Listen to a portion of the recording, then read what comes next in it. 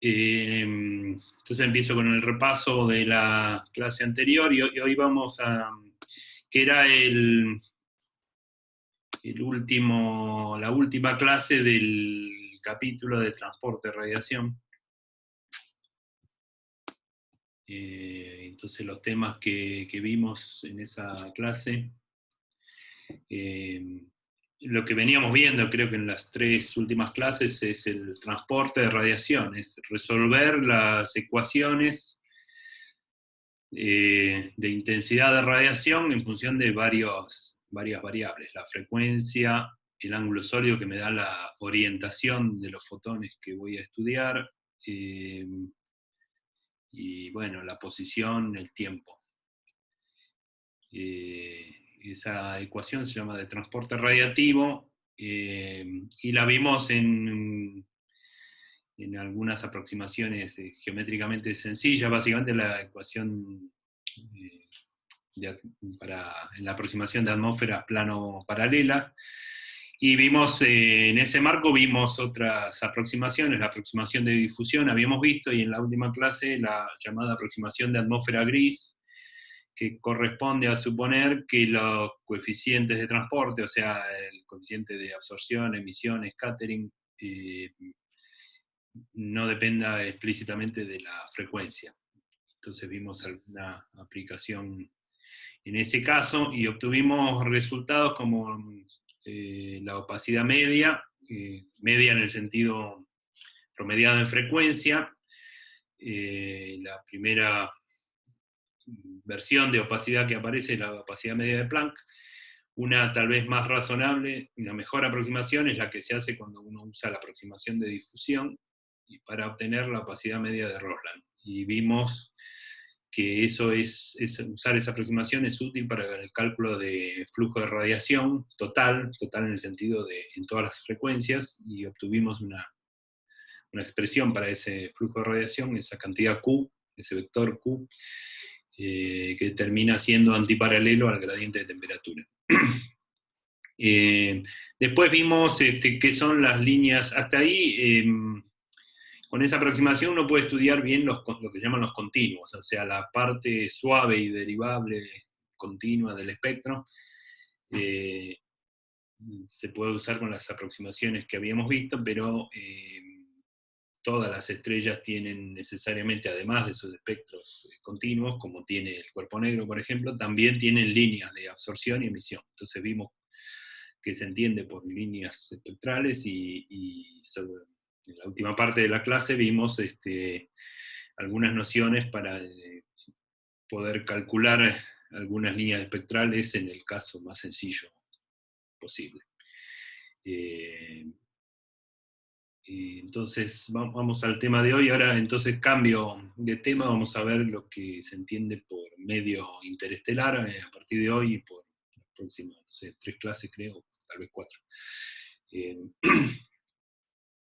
Que parece a priori un tema aburrido, porque uno dice, bueno, en el medio interestelar que hay nada, o sea, lo que es interesante son las estrellas, los planetas, las galaxias. En el medio de todos esos objetos o astros, de hecho la palabra astrofísica o astronomía usa astro como refiriéndose a objetos concretos como estrellas, planetas, etc. Y el medio interestelar es lo que está en el medio de eso que es interesante. Sin embargo, en el medio interestelar conlleva una fracción para nada despreciable de la materia observable, bariónica, y entonces en el medio interestelar ocurren una cantidad de fenómenos que son físicamente interesantes. No es solo, uno puede decir, bueno, el medio interestelar es importante porque entre la estrella que estoy observando y mi telescopio los fotones atraviesan kiloparsecs tal vez de medio interestelar, y entonces es importante estudiarlo. Eso es cierto. El medio interestelar produce extinción, ¿no?, de fotones. Hay fotones que se pierden o son reemitidos en ese medio interestelar, y entonces también tengo que conocer las propiedades físicas de ese medio, pero no es solo por eso. Hay fenómenos, como vamos a ver, que son de interés en sí mismo. que justifican estudiar el medio interestelar. Si bien la densidad de ese medio, por supuesto, es mucho más baja que la densidad de la atmósfera de un planeta, de una estrella, pero tengan en cuenta que hay mucho espacio interestelar, entonces la masa que en total se acumula en ese medio no es para nada despreciable. Entonces, acá, si todos estamos acá en Buenos Aires, si uno mira eh, el cielo de noche en Buenos Aires, la verdad que lo que se ve es medio pobre, se ve la luna seguro, se ven algunas estrellas brillantes y algunos planetas, y más o menos nada más, porque la polución lumínica de la propia ciudad impide que uno pueda ver en mayor detalle. Pero entiendo, imagino, la mayoría de ustedes, alguna vez que han estado de vacaciones o en algún lugar lejos de los grandes centros urbanos, la visión que uno tiene del cielo es muy distinta. Uno puede ver por ahí en una noche despejada algo parecido a lo que se ve en la imagen esta que está acá, que es una franja luminosa que corresponde a la Vía Láctea, a nuestra galaxia, de la cual, por supuesto, somos parte. Esa franja lo que muestra es un aglutinamiento no solo de un montón de estrellas, un poco un ejemplo de lo que digo, o sea, no solo veo un montón de estrellas que forman esa galaxia, sino también hay regiones que son más difusas, pero incandescentes, que también emiten luz, y que forman también parte de la misma galaxia y que ocupan el espacio que está entre estrella y estrella. A eso me refiero con medio interestelar. Como el medio interestelar carece de fuentes luminosas, bueno, no es que carece de fuentes luminosas intensas, ese medio es un medio muy frío comparado con cualquier estrella. Las temperaturas características varían mucho, pero una temperatura característica siempre va a estar debajo de los 100 grados Kelvin. O sea, es un medio muy frío, así que si ustedes piensan que hoy acá hace frío, prueben darse una vuelta por el medio interestelar. ¿De qué está hecho ese medio? Bueno, está hecho por un gas muy tenue, o sea, de baja densidad y frío, como digo. Y está compuesto esencialmente por hidrógeno, porque la mayoría de la masa visible del universo es hidrógeno, y al igual que la atmósfera de las estrellas, en menor proporción tiene más o menos todos los otros átomos de la tabla periódica, tiene porcentaje de helio sobre todo, y en menor proporción carbono, oxígeno, nitrógeno, etc. Y como se trata de un medio frío, también se observan moléculas.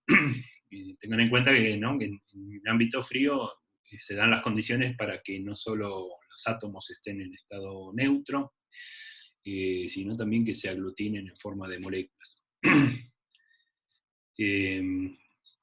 Si bien en general es un medio tenue, como digo, o sea, de baja densidad, también hay grumos donde la densidad aumenta, o sea, regiones de mayor densidad que se llaman nubes moleculares, que vamos a ver que juegan también, ocurren cosas importantes en ese medio. Además del gas que conforma el medio interestelar, también está hecho por una fracción de esa masa, es polvo. El polvo está hecho de granos mayormente microscópicos, pero tengan en cuenta que los átomos y las moléculas son nanoscópicos, ¿no? Microscópico quiere decir que de todas maneras contiene muchas moléculas de muy variada naturaleza, como silicatos, como si fuera arena, silicatos, grafito, distintos tipos de hielos. Ese polvo también se detecta y se sabe que hay una fracción de la masa que está en esa forma. Esa es más o menos de qué está hecho, a grandes rasgos, el medio interestelar. Dentro de una parte de ese medio interestelar hay regiones que se llaman de formación estelar, donde se forman nuevas estrellas. El lugar donde se forman las nuevas estrellas, como por ahí muchos ya habrán adivinado, son las nubes moleculares. Las nubes moleculares son lugares donde el medio interestelar ya es sobredenso, o sea, tengo mayor densidad que el resto, entonces ya ahí tengo más masa, y si yo en un medio tengo un grumo de mayor masa también quiere decir mayor atracción gravitatoria.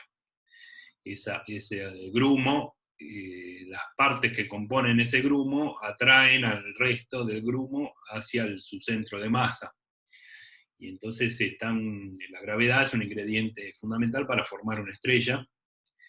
Y lo otro que se necesita para que ese grumo termine siendo una estrella es que sea suficientemente frío, porque lo que va a conspirar contra el colapso gravitatorio, ¿qué es el colapso gravitatorio? Es toda esa masa siendo atraída hacia su centro de masa.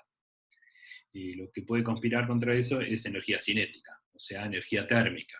Si ese grumo está muy caliente, los átomos son, por un lado, atraídos por la fuerza gravitatoria, por el otro, la energía cinética de esos átomos y moléculas puede permitirle escapar de ese pozo de potencial gravitatorio que se está formando.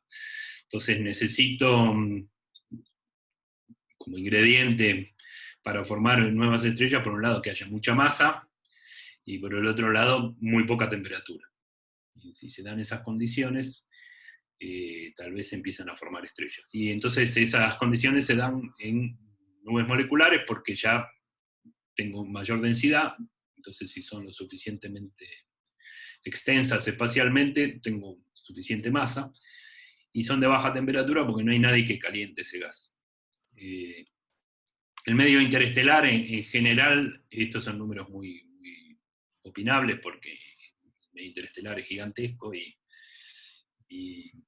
pero para dar una idea, el medio interestelar tiene densidades de entre 10 a la menos 6 y 10 a la menos 4 partículas por centímetro cúbico. Eso quiere decir una partícula por metro cúbico. O sea, son densidades de las más bajas que uno puede imaginar. Una nube molecular tiene densidades de 100 partículas por centímetro cúbico, o sea, ya son como entre 6 y 8 órdenes de magnitud más que el medio interestelar. De todas maneras, 100 partículas por centímetro cúbico es una densidad bajísima para nuestra vida cotidiana, digamos. Eso es más o menos la relación que hay entre la densidad, el contraste de densidad entre nubes moleculares y el resto. La imagen que ustedes pueden ver acá está obtenida por el Hubble y corresponde a una región de formación, esto no importa mucho, pero cumplo en informarlo, una región de formación estelar que se llama S106. La estrella que se está formando está acá en el centro de la imagen, y como si es una estrella de reciente formación, o sea, seguramente se formó a expensas de la alta densidad y baja temperatura del medio circundante. Eso colapsó gravitatoriamente, o sea, se condensó en una esfera más y más chica hasta que la densidad y temperatura en el centro de esa esfera fue suficiente para encender procesos de fusión, básicamente transformar hidrógeno en helio, y entonces ese objeto empezó a brillar como una nueva estrella y empezó a iluminar el resto, que es lo que uno observa en esta imagen. Todavía la estrella está rodeada de materia de densidad variable y polvo. Las partes más rojizas tienen que ver con el polvo, y lo que se ve en tonos más celestes es hidrógeno que es iluminado por esa estrella. Eso es entonces una región de formación estelar, una de las muchísimas. En nubes moleculares muy grandes se pueden formar muchas estrellas a la vez, no es que en cada nube se forma una, sino que se pueden formar, son como una especie de nursery de estrellas. Si la nube es suficientemente grande, se formarán muchas. Una vez que se forma una estrella o varias estrellas en el seno de una región que es básicamente de hidrógeno, lo que se forma a continuación es lo que se llama una región H2, que ahora les cuento un poco de qué qué se trata. Esa es la transparencia siguiente. Una región H2 es esto, bueno, es esto que se observa acá. Vamos por partes. La idea, digo la idea porque la imagen es lo que es, lo que todos entendemos que estamos viendo es una estrella, que yo no les sabría decir cuál es de las que están en el centro de esta esfera. Alguna de estas es la estrella central de este objeto. El resto son lo que se llaman estrellas de campo. El resto de las estrellas están más lejos, o en algún caso por ahí más cerca, igual que por acá en los bordes de la imagen también hay un montón de estrellas. La gran mayoría de estas no tienen relación con este objeto porque están muchos parsecs más lejos o más cerca. Todo esto nosotros lo vemos en esta imagen de 2 dimensiones, que es lo que llamamos el plano del cielo, pero por supuesto el universo es tridimensional. Entonces, alguna de estas estrellas es el centro de este sistema, y lo que estamos viendo es que esa estrella ilumina el gas que está alrededor, que es esta especie de corona iluminada, es hidrógeno neutro. Muchos de esta estrella emite fotones, por supuesto, en todo el espectro. Imaginen una vez más que emite una curva tipo cuerpo negro o parecido. Algunos de esos fotones son ultravioletas, o sea, ese espectro tiene un extremo ultravioleta, los fotones de frecuencias más altas. Es importante que sean ultravioleta porque eso quiere decir que tienen la energía suficiente para ionizar hidrógeno. Ustedes saben que la energía de ionización del hidrógeno es de 13,6 electronvolts, o sea, HNU igual a 13,6 electronvolts. Son fotones con energía suficiente como para que si impactan en un átomo neutro de hidrógeno lo ionicen, o 13,6 electronvolts o más. Entonces esos fotones energéticos pueden producir ionización. Entonces, en principio, lo que estamos viendo acá, en esta esfera hueca en el centro, es hidrógeno ionizado. El hidrógeno ionizado no produce líneas espectrales, porque ¿qué es el hidrógeno ionizado? Son protones y electrones sueltos.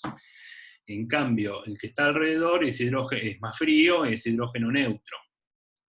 El hidrógeno neutro tiene una cantidad de procesos de excitación, y también de, excitación. ¿Qué es excitación? Excitación es pasar imaginen el átomo de hidrógeno como formado por sus niveles de energía, o sea, electrones a distintas órbitas corresponden a distintas energías. Cada uno de estos átomos de hidrógeno puede estar en alguno de esos niveles. Excitación es cuando el electrón pasa de una órbita a una órbita de mayor energía, entonces el átomo se excita. Y si la energía es mucho mayor, se ioniza. Existen los procesos inversos a estos dos, que es la desexcitación, desde un nivel de alta energía hacia otra más baja, y la recombinación, que es el proceso inverso a la ionización, donde un electrón que estaba libre cae en estado ligado con un protón y forma un hidrógeno neutro. En cada uno, entonces tengo excitación y desexcitación, y ionización y recombinación. En todos estos procesos, el átomo en cuestión produce un salto de energía, positiva o negativa, según el caso, y la diferencia de energía se emite o se absorbe en forma de un fotón. Eso es más o menos los procesos generales que ocurren acá. Entonces, lo que ustedes están viendo, eso aparece recién en la última línea del texto, es una imagen con un filtro H-alfa. H-alfa es, en la jerga astronómica, es una línea espectral que corresponde a la transición de átomos de hidrógeno del nivel 3 al nivel 2. Cuando el hidrógeno salta de su nivel n igual a 3 al nivel n igual a 2, la diferencia de energía produce una línea espectral en emisión que se llama H-alfa.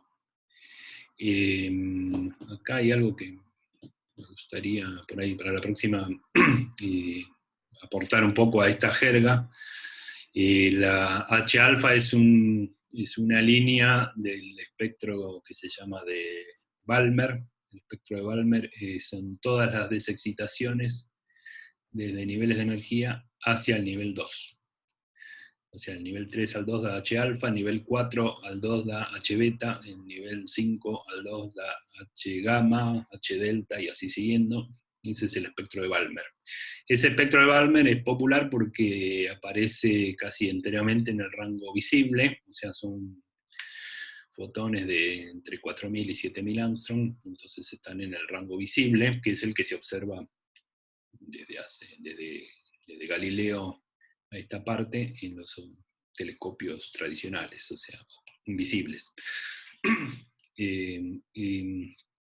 Las desexcitaciones al nivel 1 dan lugar al espectro que se llama de Lyman. El espectro de Lyman, también tengo Lyman alfa, Lyman beta, que son las desexcitaciones del nivel 2 al 1, o sea, el nivel fundamental del hidrógeno, del nivel 3 al 1, del 4 al 1, del 5 al 1 y así siguiendo. Ese es el espectro de Lyman. Y la mayoría, no me acuerdo, o todas tal vez esas líneas están en el ultravioleta. Entonces lo que estamos viendo es una imagen a través de un telescopio, por supuesto, con un filtro H-alfa. O sea, para que yo vea esto, le ponen un filtro que solo deja pasar los fotones en las cercanías de esa línea espectral, H-alfa, que son 6.563 Armstrong. Es medio rojo, el color real es rojo. Y eso es lo que se ve. Veo eso en donde tengo hidrógeno neutro desexcitándose, produce esa emisión, y entonces la explicación es que el hueco que está en la esfera esta central no es porque no haya hidrógeno, lo que no hay es hidrógeno neutro, el hidrógeno está ionizado. ¿Por qué está ionizado? Porque está suficientemente cerca de la estrella y todos esos átomos recibieron fotones ionizantes, o sea, ultravioleta, que desarmaron el átomo y lo transformaron en un protón por un lado y un electrón por el otro.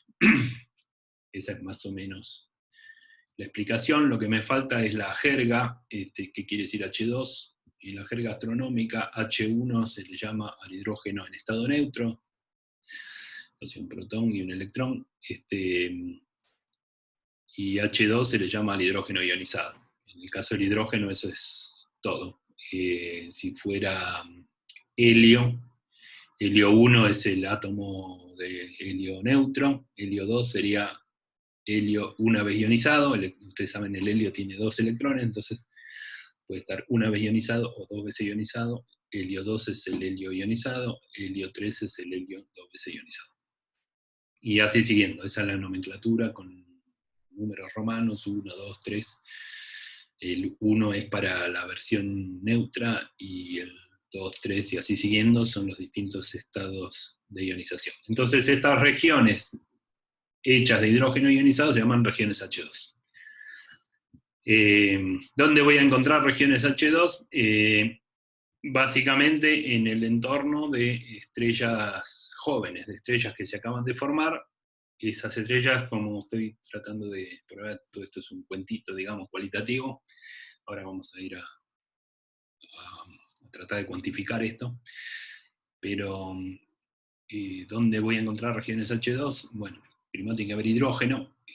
Donde hay hidrógeno, en todo el medio interestelar. En las nubes moleculares es un poco más denso. Lo otro que necesito es alguien que ilumine, ionice ese hidrógeno, entonces tiene que haber estrellas. Y entonces, precisamente, en las nubes moleculares, donde la densidad es suficientemente alta y tal vez ya colapsaron gravitatoriamente y se formaron algunas estrellas jóvenes, esas estrellas están produciendo los fotones que ionizan el hidrógeno alrededor. Entonces necesito mirar nubes moleculares donde haya estrellas de reciente formación, ahí probablemente encuentre regiones H2. Entonces vamos a tratar de empezar a cuantificar esto. La idea entonces es, a ver acá en esta transparencia, bueno, ahí está la misma imagen de recién, esta imagen, acá está en color medio violeta el hidrógeno neutro, Y la estrella en este diagrama es un punto en el centro de esa esfera, y esa esfera celeste es el hidrógeno ionizado. El hidrógeno ionizado es lo que se llama región H2. Más o menos esférica porque no, bueno, no tiene por qué no serlo. Si la estrella es esférica, el medio es más o menos homogéneo, la región H2 será esférica. Por fuera hay, o sea, más lejos de la esfera, por fuera de la esfera, lo que tengo es el hidrógeno neutro, que ya estaba ahí incluso antes que la estrella, de temperatura debajo de los 100 Kelvin, como dice acá el dibujito. Entonces, la idea es que esa estrella, una vez que nace, empieza a emitir fotones, todo tipo de fotones, pero los que me interesan para esto que estamos empezando a ver son los que llamamos ionizantes, o sea, fotones con suficiente energía, no solo para excitar átomos, sino para ionizarlos.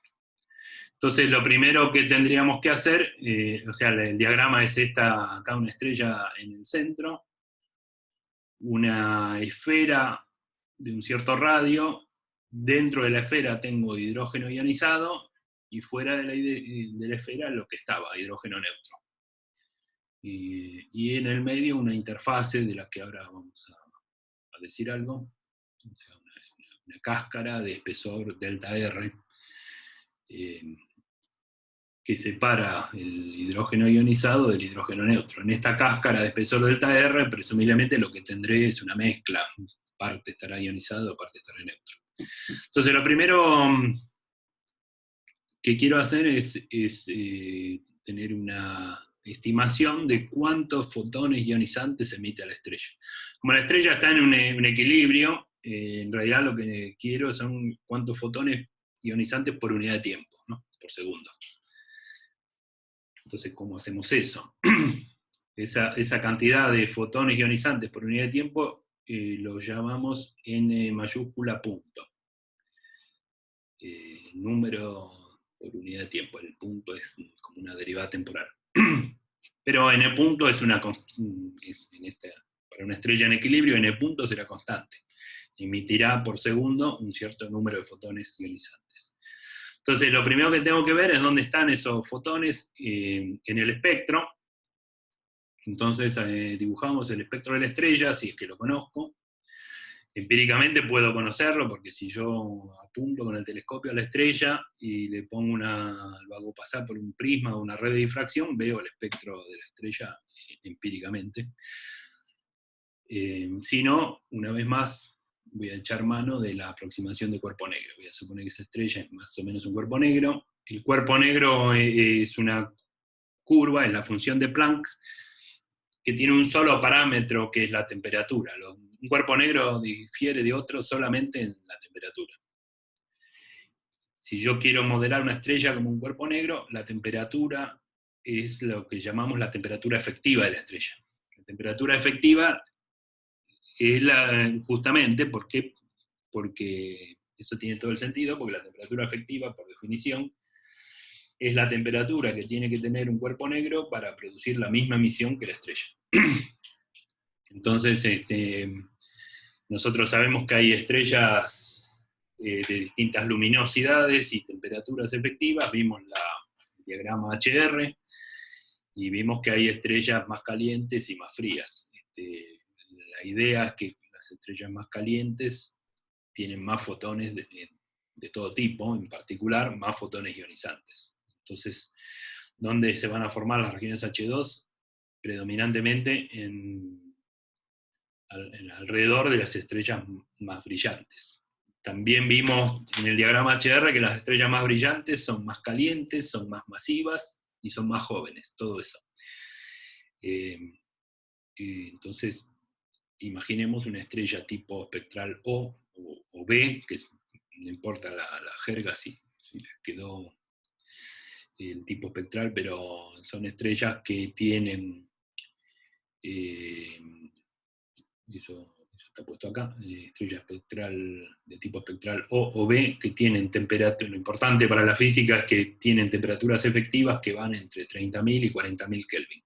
Son las estrellas más calientes que hay. Entonces, supongamos, ya que estamos suponiendo una de esas, en el centro de una región H1 y tratemos de estimar cuántos fotones ionizantes por unidad de tiempo produce. Lo que estoy empezando a contar, me doy cuenta que me salté el título y demás, que es la esfera de Strömgren. Strömgren es el investigador sueco que hizo este análisis hace ya mucho tiempo, en 1939.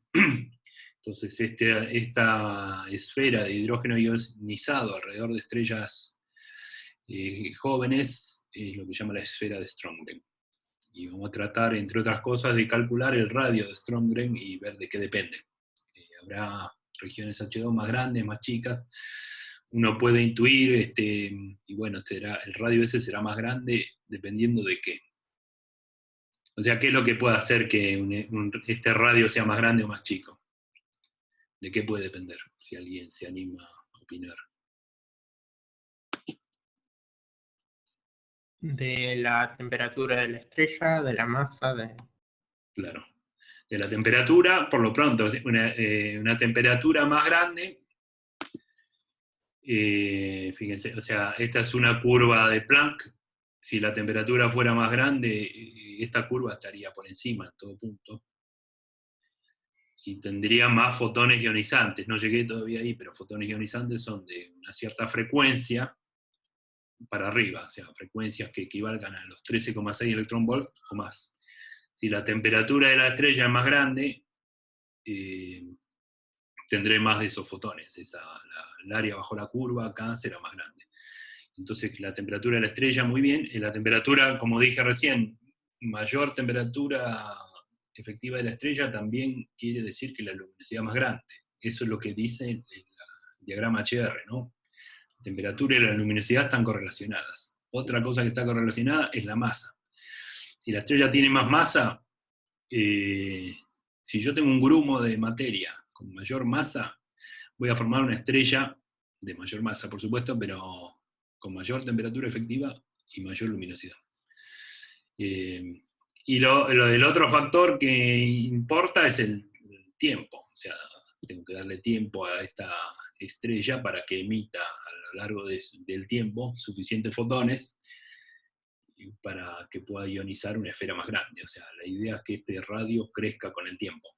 Ahora vamos a ver.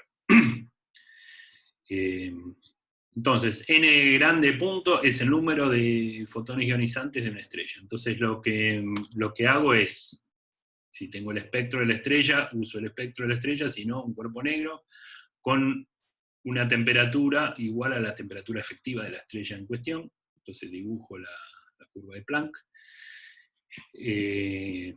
Necesito que las frecuencias sean altas. Ustedes saben que los fotones, la energía de un fotón es h-nu, así que mayor energía es mayor frecuencia. Necesito que por lo menos la energía sea h-nu 0 igual a 13,6 electronvolts. ¿Por qué? Porque esa es la energía que una vez que se la transmito al átomo, lo puede ionizar, con una cierta probabilidad, por supuesto. Si la energía es menor, lo podré sacudir al átomo, pero no lo voy a ionizar. Entonces, hago esta cuenta, h nu 0 igual a 13,6 electronvolts, calculo nu 0 y lo pongo acá. Y hago la integral de la curva de Planck desde nu 0 hasta infinito. Todos los fotones que superen esta frecuencia, o sea, energía, son ionizantes. La cuenta que yo hice, en vez de calcular la frecuencia, calculé lambda, la longitud de onda, que es la inversa básicamente, que son 912 angstrom. Una longitud de onda de 912 angstrom cae en el rango espectral ultravioleta, por eso vengo hablando de fotones ultravioleta, son fotones que tienen energía suficiente para ionizar. Por supuesto, si en vez de ultravioleta fuera X o gamma, o sea, energías más y más altas, van a ionizar tanto más fácilmente.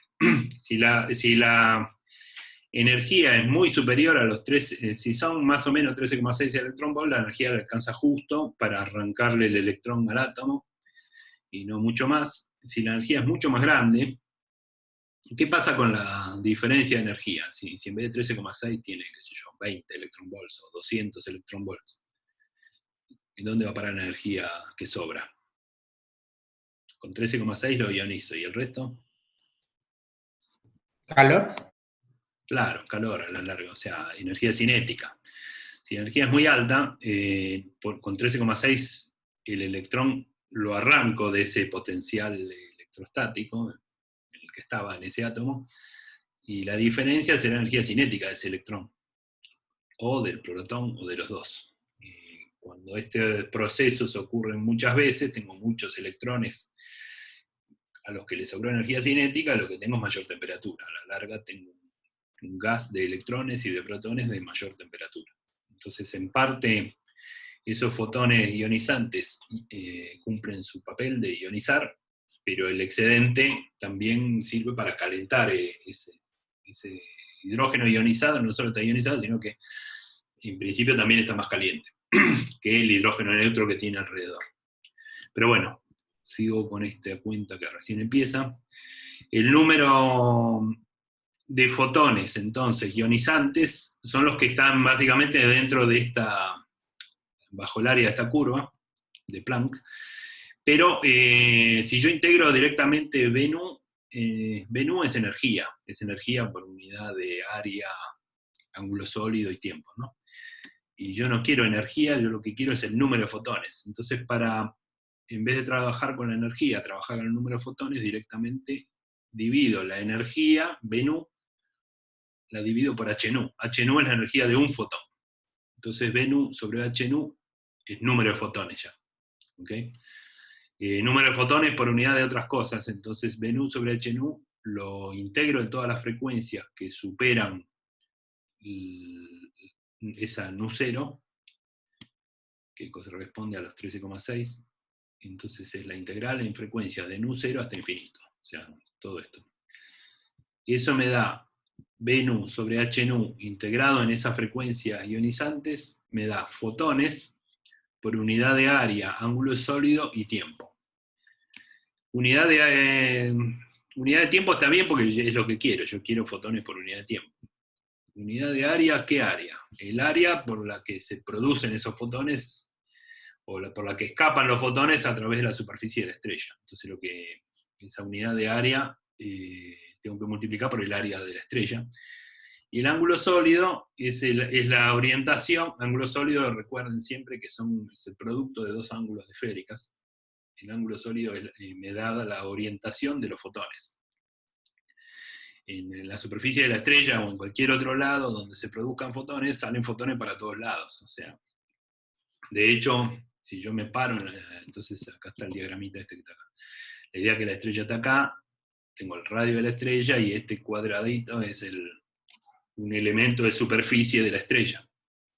Todo esto está en la estrella. Este es el centro de la estrella y esta es la superficie de la estrella.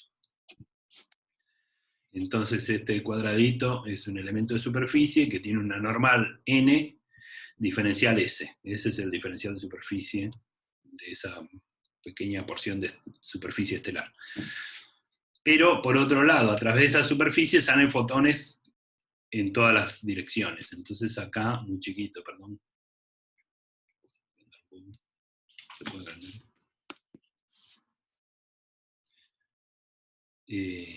Salen fotones, en principio, en una orientación que llamo N', para distinguirlo del anterior. Los fotones no tienen por qué salir en la dirección de la normal a la superficie, pueden salir oblicuos. Entonces C por N' es el vector velocidad de esos fotones.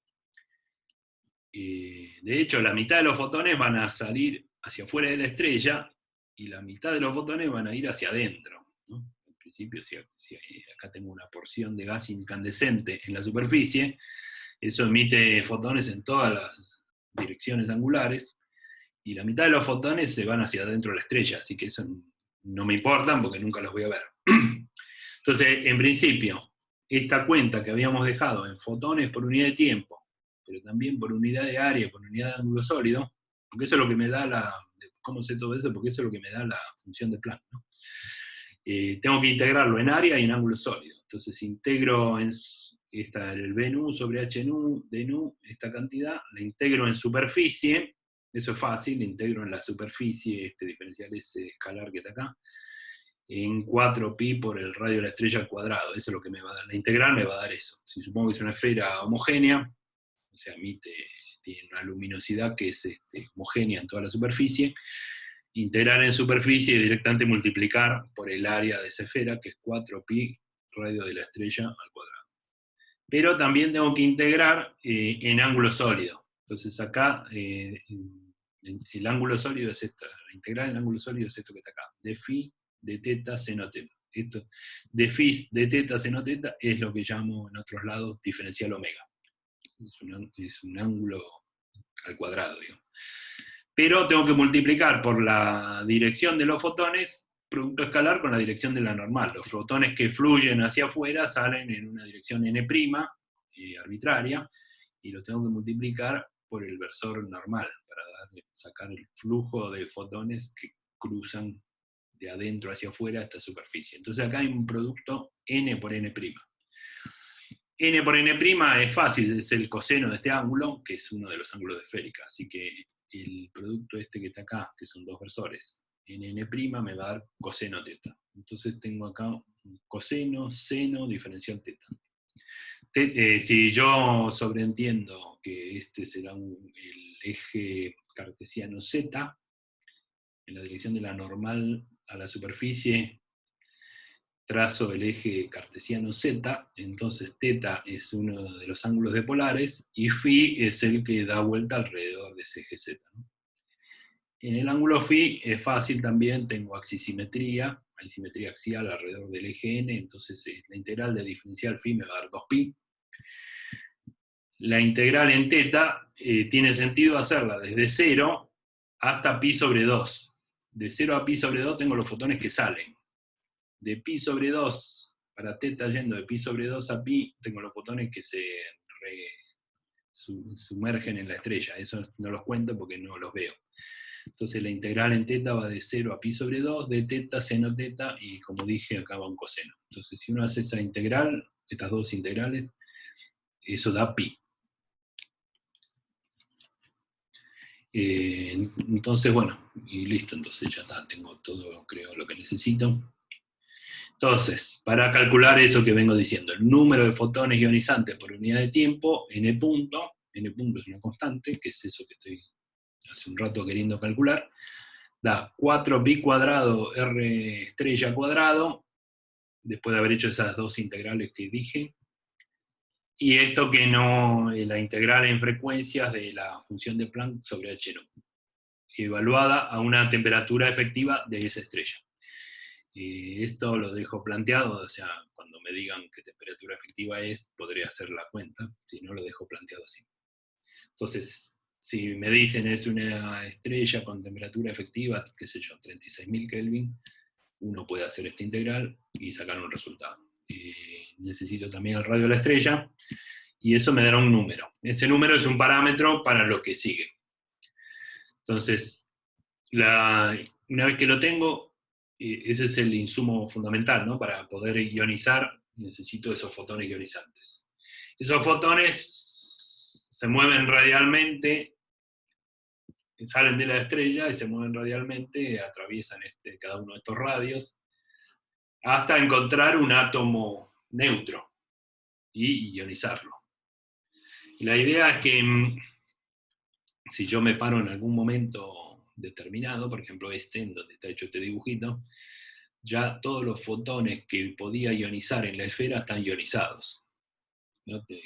Piensen que n punto es el número de fotones que salen por segundo.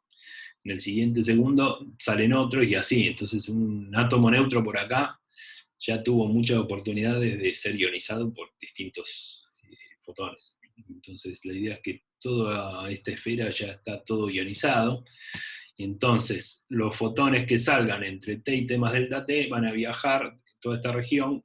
Como solo van a encontrar protones y electrones sueltos, no va a pasar nada, y van a llegar hasta esta cáscara, donde recién ahí van a empezar a encontrar átomos neutros y los van a ionizar. Entonces la idea es que esta esfera se va soplando paulatinamente en el tiempo, y esta esfera va aumentando su radio, y a medida que se van ionizando átomos neutros en una cáscara esférica que tiene un cierto espesor. Entonces, déjeme contarle un poco cualitativamente algo sobre este espesor, pero no sé si me siguen hasta acá. ¿Cuál es la idea? La idea es que adentro de la esfera todo lo que se podía ionizar ya se ionizó, porque estos fotones ionizantes ya vienen siendo producidos por la estrella, y que los nuevos fotones ionizantes van a avanzar libremente hasta esta interfase, donde recién ahí empiezan a encontrar átomos neutros. ¿Qué espesor espero, si tengo que adivinar qué espesor tiene que tener esta interfase? Y bueno, para eso vuelvo al concepto de camino libre medio, en este caso de fotones. Los fotones, en este caso los ionizantes, tendrán un cierto camino libre medio, o sea, la distancia que recorren hasta poder colisionar. Entonces la idea es que este espesor será del orden del camino libre medio de los fotones ionizantes. Entonces hago esa suposición. Esa interfase delta R, donde puedo tener, coexistir átomos neutros con átomos ya ionizados, tiene un espesor del orden, como orden de magnitud, ¿no? Camino libre medio. El camino libre medio, el proceso colisional, es, en este caso, pero también en cualquier otro, es 1 sobre la densidad de blancos por la sección eficaz de ese proceso colisional. Entonces les digo más o menos cuánto valen estas cantidades. La densidad de hidrógeno está entre 100 y 1000 partículas por centímetro cúbico, dependerá de qué nube molecular estamos hablando. Entonces, pero bueno, como un número redondo, que sea 100, 1000, lo que quieran, en ese rango. Y sigma, la sección eficaz de ionización, es del orden de 10 a la menos 17 centímetros cuadrados. Tiene unidades de área. Entonces, si yo multiplico estos dos números, 10 a la menos 17 por 10 a la 3 me da 10 a la menos 14, y eso está en el denominador, así que la inversa de eso me da 10 a la 14 centímetros. 10 a la 14 centímetros es un número enorme para nosotros, son 10 a la 9 kilómetros, pero para la astrofísica es una distancia bastante modesta. Si comparo eso con lo que por ahora no tenemos un modelo para ver cuánto vale R, pero observacionalmente se han medido muchas regiones H2, por ejemplo, la que les mostré hace un rato. El radio de las regiones H2 varía mucho, pero varía en un rango que va entre 10 a la 16 y 10 a la 20 centímetros. O sea, unos pocos parsecs o fracción de parsec. Entonces, si yo comparo el delta R, que es el espesor de esa cáscara, de esa interfase, con el radio, por lo menos observado ahora, veo que de todas maneras hay una diferencia de varios órdenes de magnitud. Delta R es mucho más chico que R. Entonces, es como que el borde de las regiones H2 debería ser nítido, o sea, muy, muy delgado, comparado con el radio. Eso es un hecho que hemos podido estimar. Quiere decir, la diferencia no es que, y eso, bueno, más o menos con voluntad se ve acá, o sea, no es que la densidad de este hidrógeno, esto es hidrógeno neutro que emiten H-alfa, o sea, es desexcitación entre dos niveles ligados del hidrógeno neutro. Y lo que uno ve claramente una esfera, o sea, no es que suavemente se va poblando de hidrógeno neutro, sino que no hay nada y en algún momento empieza a haber hidrógeno. Eso me dice que la transición entre el hidrógeno ionizado y el neutro es delgada, comparada con el radio. Bueno, eso es lo que más o menos estoy contando acá. Todavía, todo esto son números muy estimativos. Lo que podemos hacer es un intervalo antes de entrar. Todo esto es introductorio, todavía no hicimos la cuenta que quiero hacer, pero hagamos un intervalo porque son menos 10 hasta, qué sé yo, hasta las 3. Daniel, Sí, decime. esa esfera es transparente al visible. ¿Cómo es que vos estás viéndola? ¿Por qué la ves como tal? Bueno, acá lo que veo, por ejemplo, hablando de ver, lo que veo es esto, lo que veo es la nada misma, la veo transparente. O sea, Sí, por eso. puedo ver Pensá que esta esfera está hecha de electrones y protones libres. Puedo ver todas las estrellas que están más atrás, atraviesan ese gas de electrones y protones como si nada. ¿Qué es lo que puede hacer un electrón y un protón? Scattering de Thomson, como vimos brevemente la vez pasada. O sea, un electrón y un protón, que son partículas muy simples, lo único que pueden hacer es, como están cargadas, además es escaterear un poquito, o sea, dispersar un poquito la luz que viene de más atrás, pero eso ni me doy cuenta. Mientras que en el hidrógeno neutro, la densidad de hidrógeno neutro se nota, ¿sí? Porque ese hidrógeno puede, tal como veníamos viendo antes, en parte ese hidrógeno puede absorber la luz de estrellas que están más atrás, y por eso tal vez en esta zona, por ejemplo, si hay debe haber estrellas más atrás, pero no las veo, porque la luz fue absorbida por esto, como si fuera humo. Acá hay unos filamentos muy densos, esto que está acá, son esas cosas oscuras, son unos filamentos de alta densidad que absorben un montón. Pero por un lado entonces decía, ese gas neutro absorbe la luz de las estrellas que están más atrás, pero también ese gas emite, por lo menos en la frecuencia que estoy viendo, que es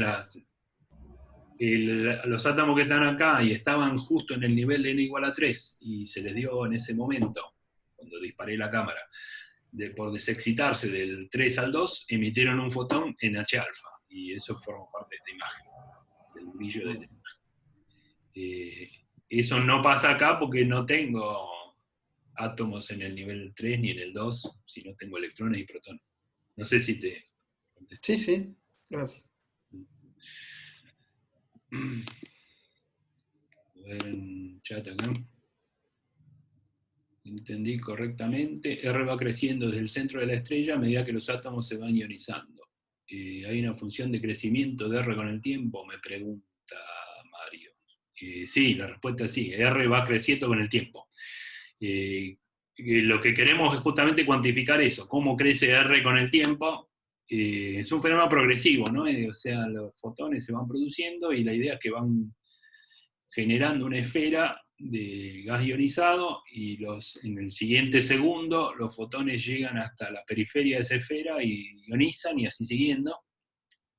Se forma una suerte de onda de choque, que no es de choque, es una onda de ionización, y progresivamente el radio ese va creciendo. Ahora, después del intervalo, les muestro de qué manera. Eso se puede calcular, y eso es lo que vamos a ver. Bueno, hagamos intervalo, decía, no sé, 6, 7 minutos más. Y sigo.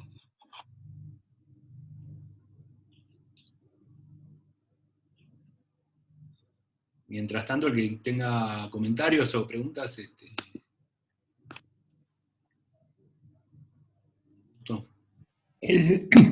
El sigma ese del camino libre medio, ¿cómo es que se conoce o cómo es que se calcula? Bueno, esos son modelos teóricos, bueno, en este caso, secciones eficaces,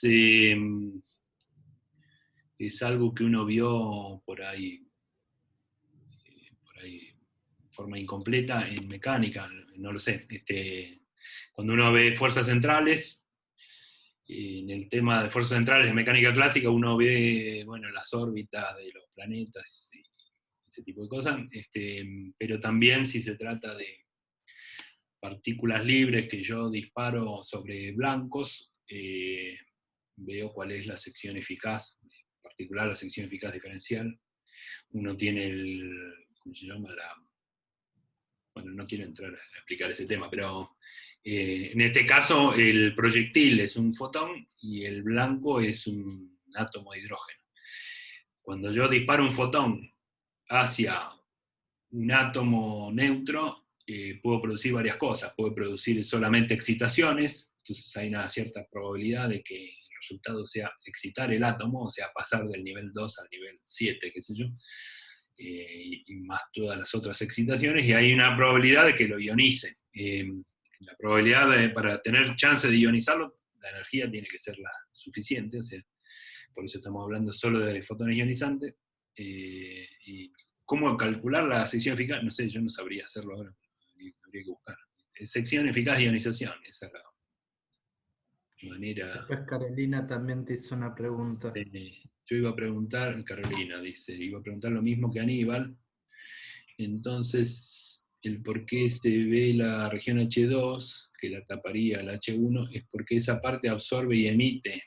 Por eso nos... a ver. Me parece que es un tema de saturación de la señal que te llega. Según Claro, a ver si entiendo, Carolina.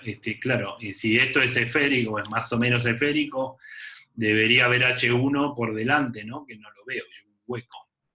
Eso. Claro, sí, yo decía eso mismo, que si fuera esférico te debería tapar. Sí.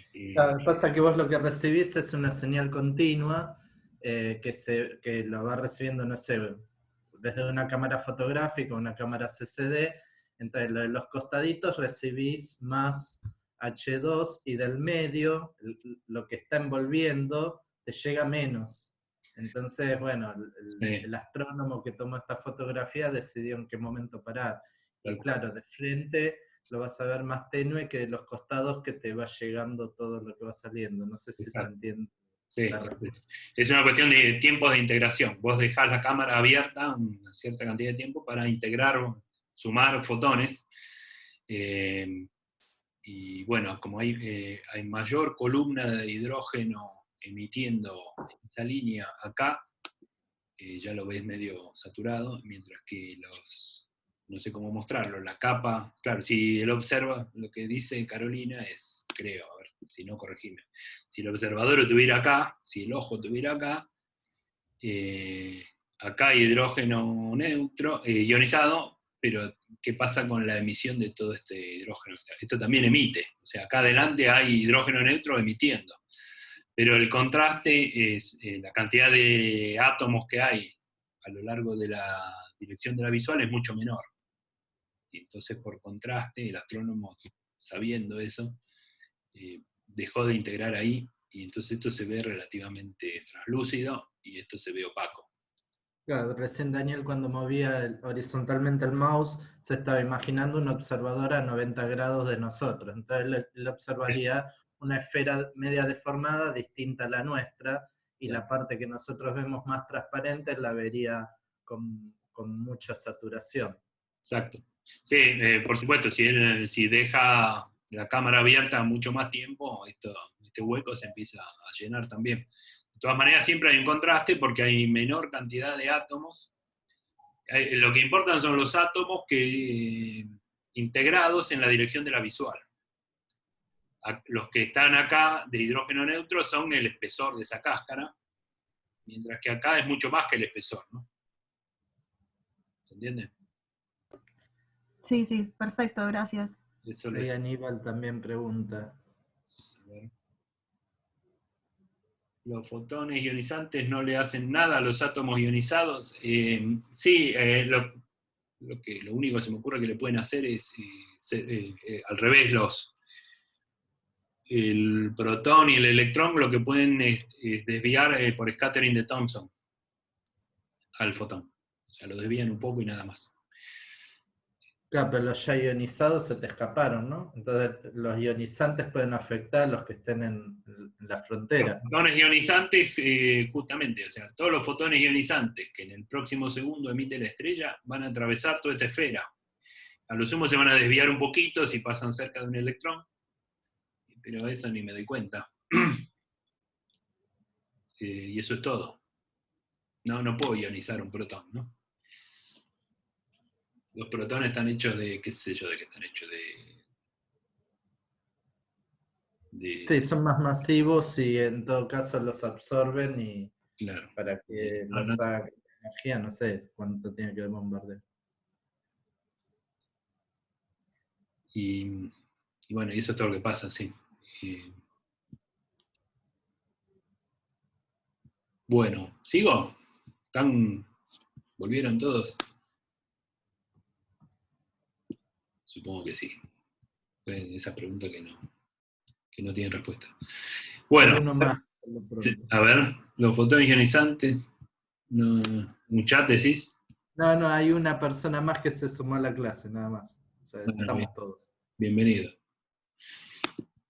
o bienvenida. Bueno, sigo entonces. Lo que habíamos planteado justo antes del intervalo es esta idea de que la estrella emite cada segundo emite n punto fotones ionizantes. ¿Cuánto vale n punto para cada estrella? Acá está la idea de cómo calcularlo. Más allá de eso lo supongo dato. Y esos fotones ionizantes cada segundo, como van a encontrar una esfera de gas ionizado, que es gas ionizado, protones y electrones, que son casi partículas elementales.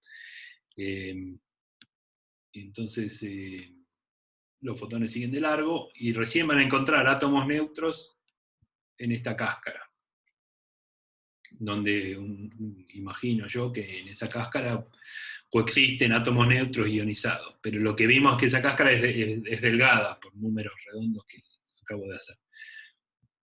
Y entonces, ahora sí, creo que tenemos todos los ingredientes como para hacer la cuenta que me propongo hacer. Que hizo Strömgren hace 80 años. Entonces, la idea es esta. Entre T y T más delta T, el número de fotones emitidos, ¿cuál va a ser el número de fotones emitidos? Entre T y T más delta T, la estrella va a emitir n punto, que es dato, por delta T fotones. Este es el número de fotones que emite en ese breve intervalo de tiempo. Y eso va a ir directamente a ionizar los neutros que encuentre en la cáscara, entre R y R más delta R. Entonces, ¿cuántos átomos de hidrógeno neutro voy a encontrar ahí? También lo puedo estimar. O sea, es una cáscara que tiene la densidad de neutros es NH. NH es la densidad de hidrógeno neutro que supongo conocida, es la densidad que tenía esa nube molecular antes que nazca la estrella. No pasó nada, digamos. Había una nube molecular de hidrógeno frío, con densidad de NH, y bueno, esto es NH. Y 4πr² delta R es el volumen de esa cáscara. 4πr² es la superficie, por el espesor me da el volumen. Entonces, densidad por volumen me da el número de átomos de hidrógeno neutro. ¿En dónde? Acá en esta cáscara, ¿no? Y lo que hago es igualar el número de fotones ionizantes que emite la estrella en ese tiempo con el número de átomos neutros que hay acá. Los igualo, como si la eficiencia fuera 1. O sea, cada fotón mágicamente va a encontrar a su átomo neutro en esta cáscara y lo va a ionizar. Eso es más o menos, tiene que ser así, porque, digamos, si tuvieran más fotones que átomos, la cáscara sería más gruesa. En algún punto esto tiene que ser más o menos bien, ¿no? Este es el número de fotones ionizantes, y esto es el número de átomos neutros que están por ser ionizados. ¿Y dónde van a estar esos átomos neutros? Bueno, acá, ¿dónde van a estar? Porque un átomo neutro que está por acá, muy lejos, ese fotón nunca va a llegar hasta ahí a ionizar, porque su camino libre medio es de este orden. Así que eso más o menos, pero bueno, explica el porqué de esta, es medio voluntarista la fórmula, pero es una buena primera aproximación. Entonces, de lo cual yo puedo obtener, acá tengo, bueno, N punto es constante, NH también es constante, tengo el radio y el tiempo, así que de acá tengo una ecuación para el tiempo. Si yo integro esto para tiempos de entre 0 y el tiempo genérico actual, por ejemplo, 0 será el tiempo donde nació la estrella, y T es el momento actual, y cuando nació la estrella el radio de Strömgren era 0, y ahora el radio es R, obtendré R de T, ¿verdad? Es así de fácil. Todo lo que es constante lo dejo fuera de las integrales. Las integrales son re fáciles, esto es T, esto es R cubo sobre 3. Entonces obtengo que el radio depende del tiempo como esta función, va como T a la 1/3. Y lo demás es dato. ¿Qué es lo demás? Es la densidad de hidrógeno de la nube, de hidrógeno neutro, y N punto es el número de fotones ionizantes. Entonces, y bueno, esto es interesante, digamos. El radio crece con el tiempo, lo cual intuitivamente está bien. Si la estrella tiene más fotones ionizantes, o sea, una estrella más caliente, tendrá un n punto más grande y el radio será más grande. Y si la densidad es muy baja, este radio progresa rápido, ¿no? Si la densidad del medio es muy baja, el radio crece más rápido, obviamente porque encuentra menos átomos en el camino y entonces los tiene que ir a buscar más lejos. Entonces todo es razonable en este resultado. Hay una parte que no, o sea, si R va como T a la 1/3, ¿qué quiere decir eso? Que el radio este va a crecer sin límite. ¿Es razonable eso? O sea, alrededor de todas las estrellas tempranas hay esferas cuyo radio crece y pasan 1 millón de años, 2 millones de años y siguen creciendo. ¿Es razonable eso? Digamos, encontramos un primer resultado, lo que se ve es razonable, pero estoy tratando de buscarle defectos. A mí no. Y depende de cuán rápido sea. Claro. Sí, efectivamente. Acá lo que hay que hacer es poner números, o más que números, órdenes de magnitud, y ver cuánto. Todo eso medio que se los dejo a ustedes. Acá esta cuenta se puede hacer, uno va y mira cuánto vale el radio. Para poner orden de magnitud puedo poner un radio. De todas maneras, los radios de estrellas O, o F, o B, o qué sé yo, están por ahí. Serán el radio de una estrella temprana será, qué sé yo, 40, 50 veces el radio del Sol o algo por el estilo. La curva de Planck para 30, 40 mil grados la tengo. No hay nada que no se pueda hacer acá y saco cuántos fotones ionizantes como orden de magnitud tengo. La densidad del hidrógeno, ya lo dije, son 100 o 1000 partículas por centímetro cúbico, y me perdí acá. Y listo, y tiempo pongo, no sé, 1 millón de años, por decir tiempo lógico para la vida de una estrella, y me fijo cuánto me da esto. Les va a dar un par de parsecs o algo así, si pongo números más o menos razonables, el radio va a dar un par de parsecs. Hay regiones H2 que se pueden ver a simple vista, bueno, con mucho esfuerzo, digamos, no en Buenos Aires, pero las regiones, para poder ver esta que muestra la imagen, necesito una noche despejada, pero también que el objeto esté cerca, si no todo se ve puntual. Las regiones H2 más cercanas se pueden ver a simple vista, sin embargo las primeras que se reportaron las hicieron en la época de Galileo con el telescopio, si bien se podían haber visto antes. Y son unos pocos parsecs, por decir algo. Entonces eso da, pero bueno, esto es lo que dice, que si la estrella sigue emitiendo sus fotones, esto va a quedar, son 2 parsecs ahora, pero después van a ser 10. Una cosa que puede pasar, por supuesto, es que en algún momento se agotará el hidrógeno neutro alrededor, ¿no? Una vez que la nube de hidrógeno neutro más o menos denso está por acá. Y si esto, ahora supongamos que esta estrella tiene 1 millón de años y pudo generar esta radio, dentro de, no sé, 2, 3 millones de años más, se habrá comido todo el hidrógeno neutro que está alrededor. Todo el hidrógeno que tiene alrededor lo habrá ionizado. Entonces eso va a plantearle un límite a este proceso, por ejemplo, ¿no? Otra cosa que hay que tener en cuenta en algún momento es que el hidrógeno la estrella ionizó acá, en algún momento se va a recombinar. Hay una probabilidad de que un electrón y un protón libres se recombinen. O sea, el electrón caiga en la órbita, en el campo electrostático atractivo que le ejerce el protón, y ese electrón y protón formen un hidrógeno neutro. Entonces esa ionización que se produjo dentro de la esfera no es irreversible. Un porcentaje de esos átomos se van a recombinar, y una vez que están recombinados hay que reionizarlos. Entonces ese efecto al principio no es importante, porque la esfera es chica, pero cuando la esfera crece y crece, en un volumen muy grande, el número de recombinaciones también es grande. Y ese es un efecto que termina siendo importante. Y como vamos a ver ya mismo, ese efecto le termina frenando este crecimiento monótono. R crece como t a la 1/3 al principio. A tiempos más largos vamos a ver que ese crecimiento se frena. Entonces vamos a ver eso. Entonces eso es lo que digo por acá. Un efecto a considerar es el número de recombinaciones en la esfera, que es recombinación es el proceso exactamente inverso al de ionización.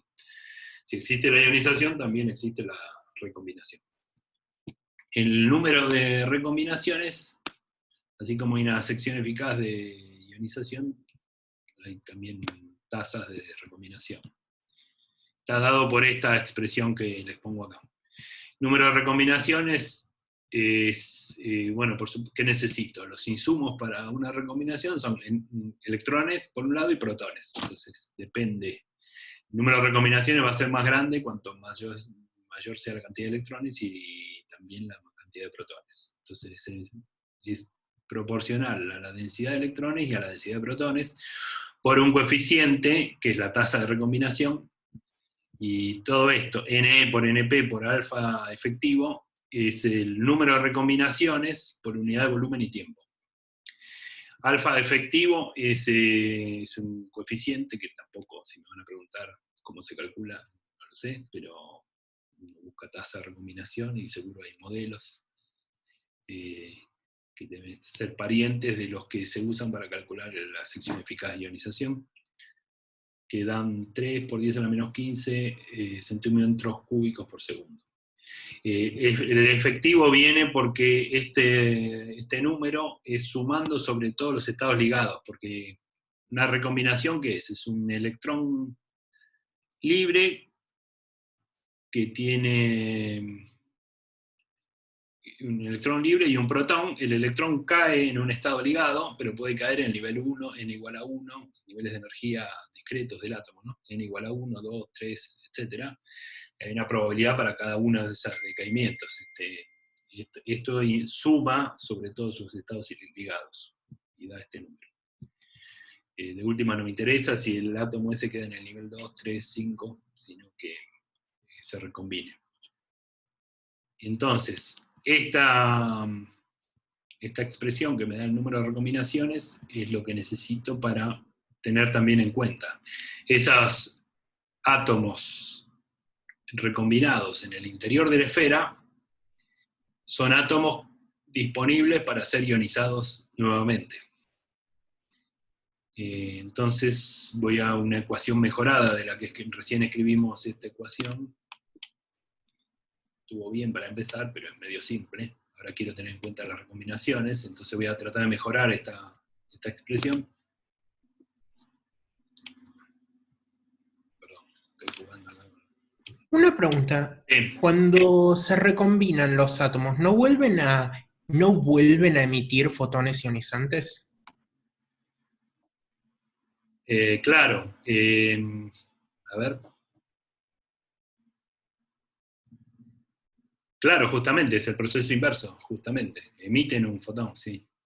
Cada recombinación, hay una diferencia de energía. Entre antes y después hay una cosa, era un electrón y un protón libres con energía cinética, y una vez que tengo el átomo recombinado, eso es un estado de menor energía. La diferencia se emite en forma de un fotón.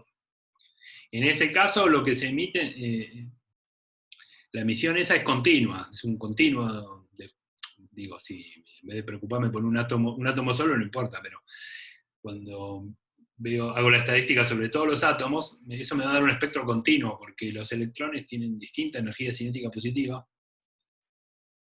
y eso va a parar a un estado de un discreto de energías del átomo ligado. Eso emite fotones de una variedad de energías muy grande, no está cuantificado eso, ¿no? Entonces tengo un espectro continuo, no sé si me explico. La diferencia de energía entre un electrón, supongamos que el protón está siempre quieto, porque es pesado, pero tengo un electrón libre moviéndose, hay una cantidad de energía cinética positiva. Y en cambio, ese es el estado inicial, un electrón con energía cinética positiva. El estado final es un electrón ligado a un protón. quieto. Esa energía es negativa, los niveles de energía de hidrógeno son negativos. Entonces la diferencia entre esa energía inicial, que era positiva, y era cualquiera, y esa energía final bien definida, que es negativa, esa diferencia se la llevó un fotón. Y ese fotón puede tener, claro, un continuo de valores de energía. Sí, y eso también lo tengo que ver, pero bueno. El número de esas recombinaciones es, bueno, es esto que está acá, pero por ahí no lo suficiente como para ser observado. No lo sé. Permiso. Sí. Sí, aparte me imagino yo también que hay mecanismos de pérdida, hay fotones que salen, entonces ese efecto de recombinación siempre va a ser menor que el original, y después de algún cierto tiempo característico se tendría que ir difundiendo. ¿Estoy en lo correcto? Sí, esos fotones están, sí. Que sean en cantidad suficiente como para ser observados. Lo que vuelvo a decir, esos fotones que se emiten por cada una de las recombinaciones van a dar un continuo, que en principio tiene más de esos 13,6 electronvolts, son probablemente esa emisión continua ultravioleta. Muy, muy tenue, yo diría. Entonces, pero bueno, si uno quiere... O sea, mi pregunta venía más por eso, no también agregaría a la, digamos, al crecimiento de la esfera. Habría que, sí, sí, entiendo la pregunta. Así intuitivamente me da la impresión que son unos pocos. Esos fotones ionizantes que producen las recombinaciones son una fracción muy, muy chica de los fotones ionizantes que emite la propia estrella. Entonces ese efecto queda como, es un efecto secundario. Pero, bueno, se puede cuantificar, ¿no? La verdad que en este momento no lo sé, pero, bueno, es más. Y eso aparece justamente acá. Sigo 2 renglones más y no sé si la respuesta está ahí, pero fíjate. Una cosa que tengo que hacer es decir, la densidad de... No es que no quiero contestar, pero me parece que la respuesta está acá, por eso sigo. ¿Cuál es la densidad de electrones y de protones? Bueno, es la misma, porque antes de ionizarse tenía tantos protones como electrones. En cada elemento de volumen, en la esfera de gas ionizado tenía tantos electrones como protones. Entonces primero, Ne y Np son iguales. Donde había un átomo, ahora hay un electrón y un protón, así que esas densidades son iguales. Y segundo, esas densidades son iguales a NH, que es la... ¿no? Si nada se mueve, antes de ser ionizado tenía NH átomos neutros.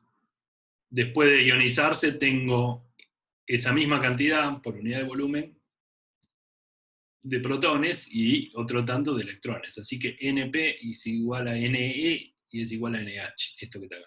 ¿Está claro? Tengan en cuenta que todo esto que estamos haciendo, lo único que se mueven son los fotones. El gas está quieto. Entonces, por un lado, NE y NP y NH son toda la misma cantidad. Y entonces, a ver, tengo un par de preguntas. Los fotones ionizantes no le hacen nada a los átomos. Esta pregunta es vieja. El electrón ionizado choca con algo y pierde energía y cae en el potencial. ¿Eso es recombinación? Sí. Recombinación es lo inverso de ionización. Entonces, el número de fotones emitidos entre T y T más delta T, que es esto que tengo a la izquierda, por un lado, esos fotones ionizantes, ¿a dónde van a terminar? O bien van a ionizar átomos neutros en la cáscara, eso es lo mismo que pasaba antes, pero además van a reionizar los átomos que se hayan recombinado en el interior de la esfera. Entonces, ¿cuántos átomos recombinados tengo en el interior de la esfera? Para eso tengo lo que acabo de dar recién. Ne por Np, que es NH por NH, NH cuadrado por alfa efectivo. Eso es el número de recombinaciones, pero por unidad de volumen y tiempo. Entonces multiplico por el volumen de la esfera, 4/3 pi por radio al cubo, por el tiempo, delta T. Entonces, estas son las reionizaciones y estas son las ionizaciones en la cáscara. Estas dos poblaciones de átomos neutros son las que van a ser ionizados en el próximo delta T.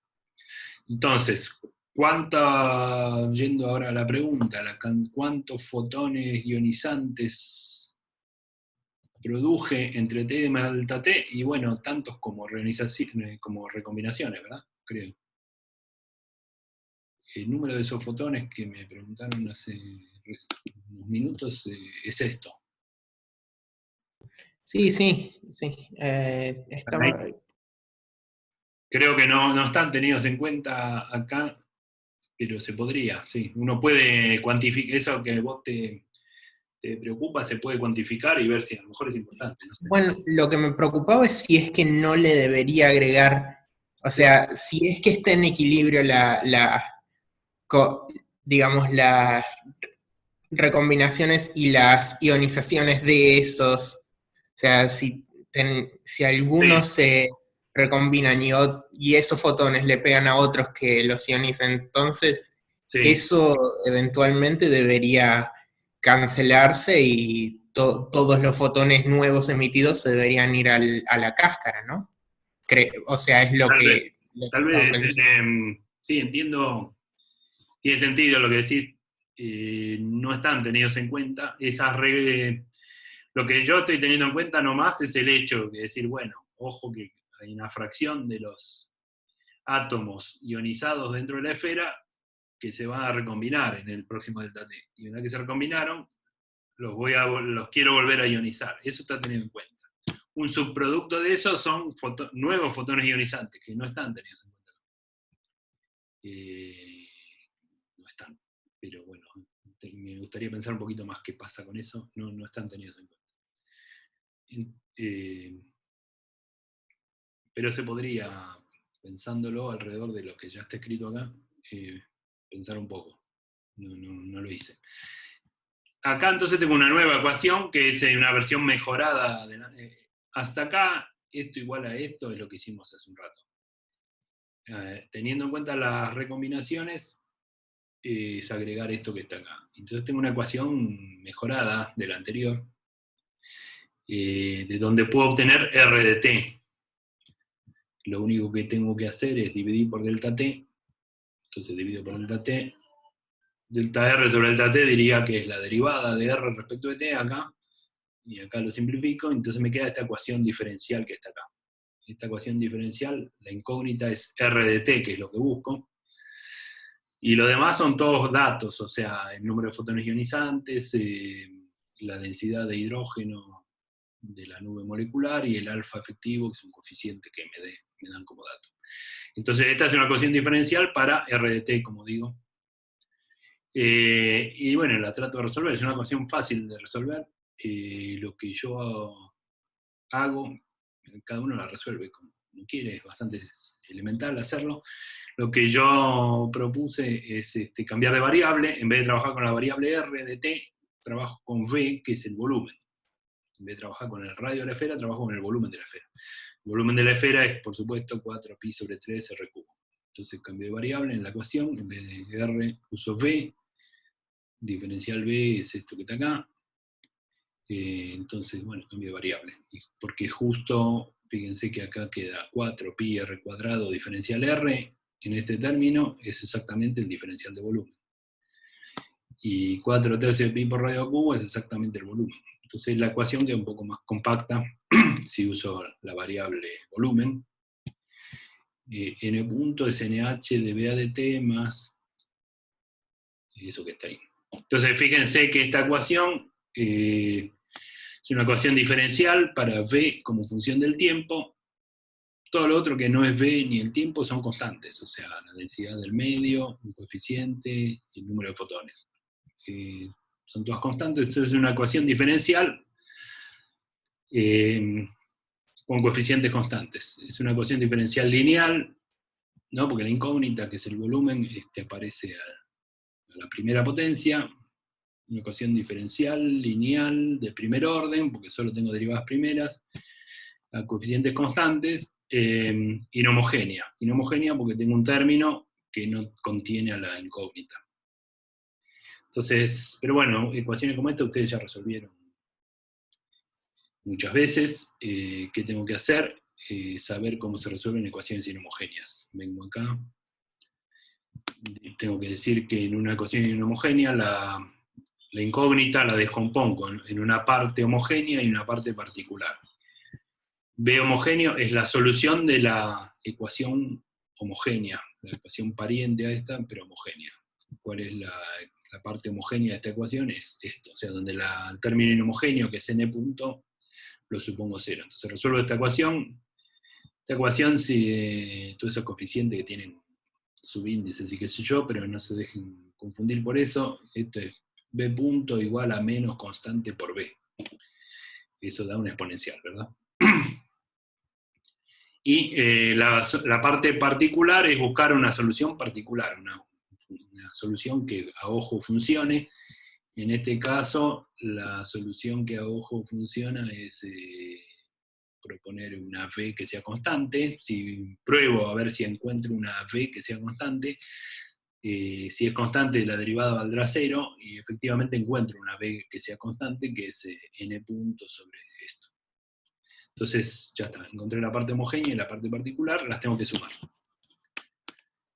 Y como es una ecuación de primer orden, tendré alguna condición inicial, o sea, alguna constante de integración que tendré que fijar con alguna condición inicial. Entonces, v, que es la variable, que a la vez se relaciona con r de esta manera, tiene una parte homogénea, que es constante de integración por una exponencial decreciente, más la solución particular, que es esta constante. Para fijar esa constante de integración A, propongo la condición inicial. La condición inicial sería que cuando nació la estrella, a t igual a 0, el radio de esta esfera era 0. Uno puede decir, bueno, no, el radio no era 0, el radio era el radio de la estrella. El que quiere ponga acá el radio de la estrella, pero es más o menos lo mismo, porque para el problema que estamos resolviendo, el radio de la esfera de Strömgren es muchísimo más grande que el de la estrella. La estrella es puntual para esto, así que poner 0 está bien. Pero si quieren poner R estrella, también. Si yo pongo 0 acá, entonces evalúo esta solución en t igual a 0, y me da t igual a 0, e a la 0 vale 1, despejo A vale menos esto, ¿verdad?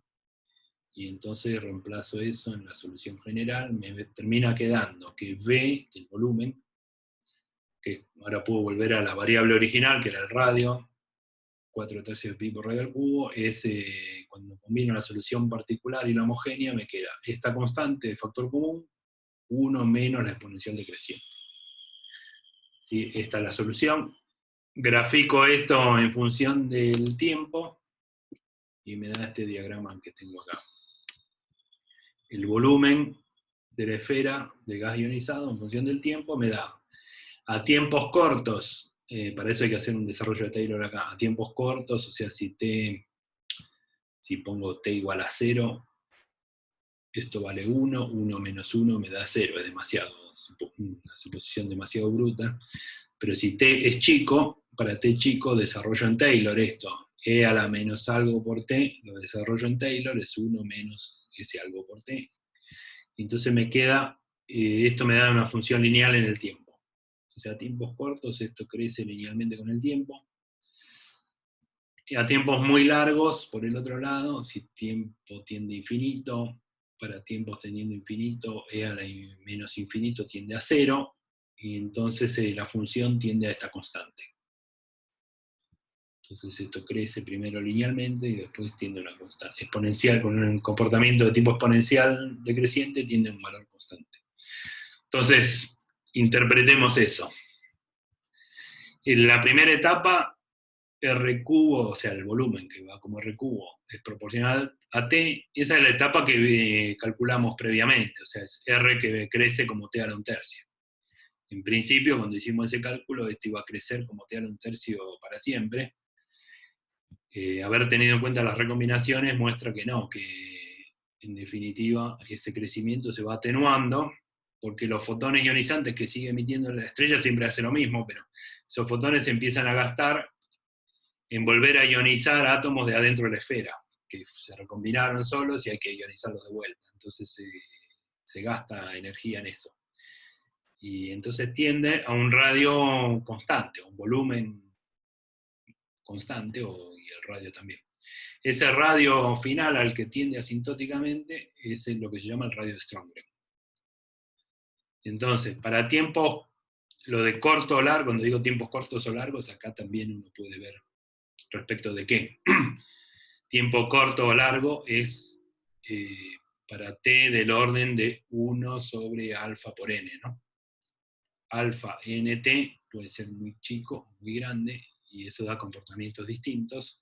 Quiere decir que hay un tiempo característico que es 1 sobre alfa n, que estará donde sea, uno puede estimar este número. Creo que lo hice, no me acuerdo. Son como, no me acuerdo, 1000 años o algo así, creo que más adelante aparece. Pónganle 1000 años. Entonces, para mucho menos que 1000 años, esto crece linealmente, se empieza a amortiguar ese crecimiento. Para tiempos de 10.000 años o más, la región H2 alcanza un radio límite que mantiene más o menos constante. Ese radio final se llama el radio Strömgren. Y se puede calcular, ¿no? Porque el radio Strömgren sale en esta ecuación, suponer t tendiendo a infinito y despejar r. Da esto que está acá.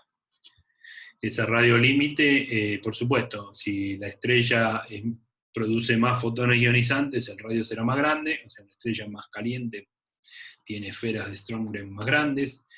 Si la densidad del medio circundante es baja, el radio será grande, ¿no? Los fotones llegan más lejos porque hay menos átomos alrededor. Y bueno, y eso es todo, porque lo demás es constante. Y entonces, para ir terminando. Entonces la idea es, una vez más, tengo en este dibujito, la estrella es esta cosa más o menos puntual que está en el centro, esta es la esfera de Strömgren, adentro tengo material hidrógeno ionizado, y el que se recombine se vuelve a ionizar, y afuera de la esfera tengo hidrógeno neutro. Entonces el resumen de todo esto es que en las etapas iniciales la región H2 crece como t a la 1/3, pasados unos 1000 años es, creo, la estimación que saco de acá.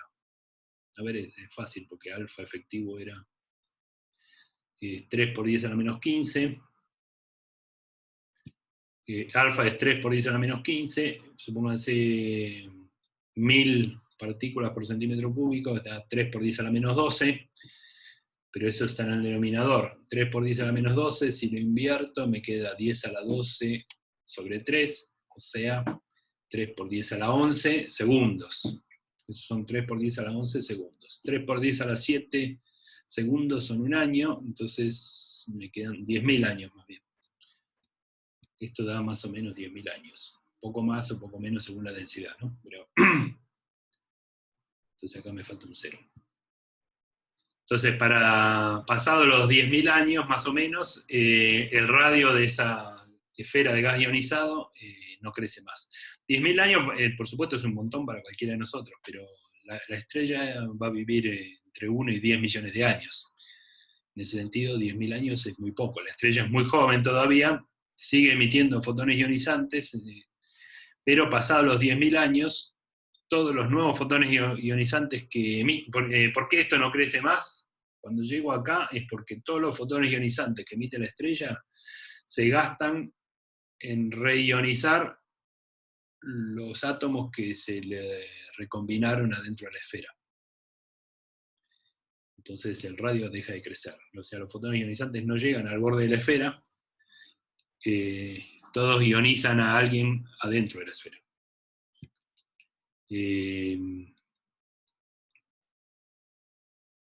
Me quedo pensando en la pregunta. En cada proceso de recombinación se producen.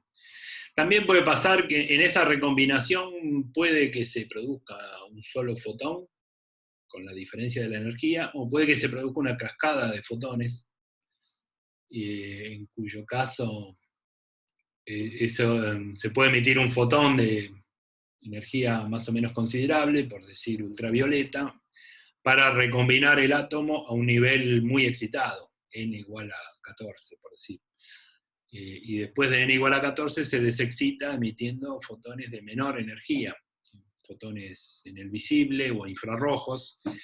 Esos fotones se emiten, pero no ionizan a nadie, porque no alcanzan. Entonces, a lo mejor el resultado de las recombinaciones son varios, de cada recombinación son varios fotones, cada uno de poca energía, entonces esa emisión se degrada en frecuencias muy bajas. La verdad que no lo sé. Todos esos procesos ocurren, lo que no tengo, no los puedo cuantificar. Ahora, para cerrar esto y la clase por hoy, entonces hicimos un primer modelo. Los dos modelos son súper sencillos, hay montones de cosas que no consideran, ¿no? El primero era muy preliminar, lo mejoramos incluyendo las recombinaciones, pero todavía no tiene en cuenta esto que ahora les voy a comentar. Este planteo que hicimos no considera que el gas en la región de hidrógeno neutro, esto está al revés, perdón, tengo que corregirlo, ahora lo corrijo. Este planteo no considera que el gas en la región H2 tiene mayor presión y mayor temperatura que en la región H1 circundante. El H1 y el H2 están intercambiados acá. Discúlpenme, lo veo recién ahora. El punto es, ¿por qué digo eso? Lo dijimos hace un rato. Hay por lo menos dos efectos. Por un lado, cuando yo tenía hidrógeno neutro, la presión de hidrógeno neutro, si supongo que es un gas ideal, ¿cuál es? Es NKT, ¿verdad? NK de Boltzmann por T. N es la densidad de hidrógeno. K es una constante por la temperatura que corresponda. El solo hecho que se ionice hace que yo ahora, en vez de tener un átomo neutro, tengo un protón por un lado y un electrón por el otro. Ahora tengo dos gases, tengo un gas de electrones y un gas de protones. ¿Cuánto vale la presión ahora? Y bueno, la presión de electrones es Ne por K por la temperatura, y la de protones es Np por K por la temperatura. Si Ne y Np son iguales, que lo son, ya la presión es el doble. El solo hecho de haber ionizado, y ahora tengo el doble de partículas que recién, la presión hay un factor 2 por lo menos por ese hecho. Un gas de electrones y protones tiene el doble de presión que un gas de hidrógeno neutro. Ese es un efecto, que no, lo digo por lo conceptual. No es el más importante. El más importante es que los electrones que se liberaron en cada proceso de ionización lo hacen con una energía cinética finita, una energía cinética muy chica, muy grande, según. Si el fotón ionizante era de 13,6 electronvolts, esa energía justo alcanza para ionizar un átomo de hidrógeno en su nivel fundamental. Pero si en vez de 13,6 es de, no sé, 30 electronvolts, 13,6 se usan para ionizar y el resto, o sea, 17 electronvolts, son energía cinética del electrón. Sobre todo del electrón, pero también un poco del protón. Eso multiplicado por muchos electrones con energía cinética me da un gas de electrones caliente, con temperatura más alta que la que tenía antes. Y ese efecto es importante.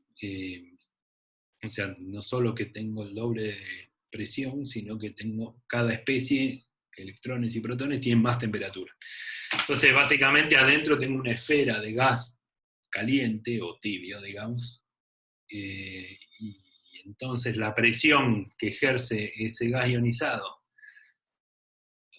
sobre el gas neutro que está alrededor no es despreciable, y eso no lo tuvimos en cuenta.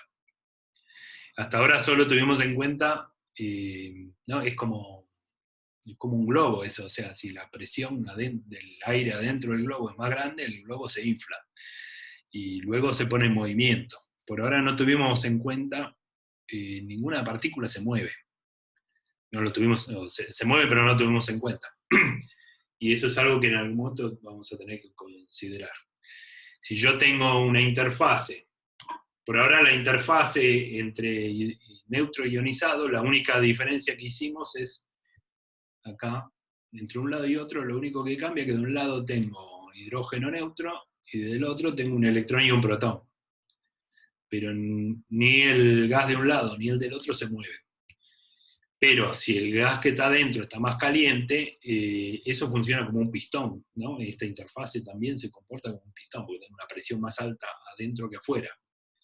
Y ese pistón se va a poner en movimiento, como una onda de choque, para los que hayan visto algo de eso en estructura 1. Entonces, ese efecto de onda de choque no lo tuvimos en cuenta. Por ahora, lo que tenemos es un frente de ionización. O sea, hay una interfase donde el estado de ionización a un lado y otro es distinto, pero lo que yo estoy diciendo es que a un lado y otro de esa interfase también la presión y la temperatura son distintas. Y entonces la diferencia de presión va, si uno piensa en fluidos, si yo tengo una interfase donde la presión de un lado es distinta que la presión del otro, la presión más alta va a poner en movimiento, o la diferencia de presiones, mejor dicho, va a poner en movimiento esa interfase. Y eso no lo tuvimos en cuenta. Pero lo pospongo eso para la próxima. Son casi -4. Así que es un buen momento para hacer un intervalo hasta las 4. Pero De acuerdo. si quieren hacer preguntas o comentarios en el medio, bienvenidos. Yo no sé cómo viene cada uno, por supuesto, no, esta vez ni siquiera los conozco las caras, pero aprovechen a consultar toda vez que encuentren la oportunidad, en privado o en público, como quieran, me preguntan a mí, le preguntan a Carlos, a Belén, como se sientan más cómodos, pero no dejen de hacer consultas por el hecho que no estemos en un aula. Sería bueno que nadie se quede con dudas, por supuesto. No es bueno en el aula ni tampoco ahora. La modalidad es un poco distinta, pero bueno. Así que pregunten, porque si no, Carlos y yo nos vamos a poner a charlar. El ejercicio que vamos a poner hoy es de la práctica 2, claro. Después de la práctica lo publicaremos. El ejercicio, ¿es una respuesta a alguna pregunta? Sí.